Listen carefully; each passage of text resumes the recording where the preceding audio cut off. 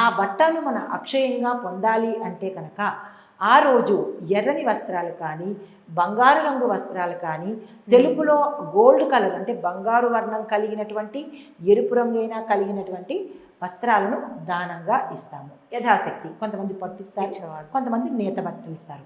తర్వాత మూడోది ఉదక దానము అంటారు.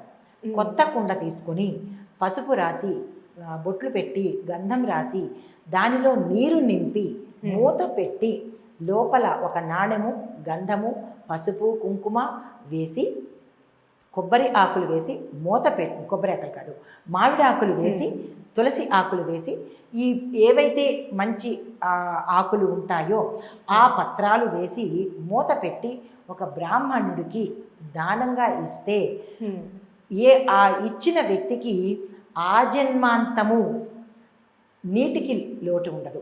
ఏ వ్యక్తి అయితే ఈరోజు ఉదకదానం చేసుకుంటాడో మరణ సమయం ఆసన్నమైనప్పుడు అతనికి నీటికి కొదవ ఉండకుండా దాహార్తి తీరుతుందనమాట. ఇది ఉదకదానంలో ఉండే ఆంతర్యం.